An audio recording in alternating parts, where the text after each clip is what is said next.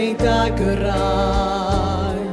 By'r werin yn un yn ei rhwymau. Yn un dan y pwysau a grymodd ei gwarau. Yn un dan y gormes a greodd y creithiau.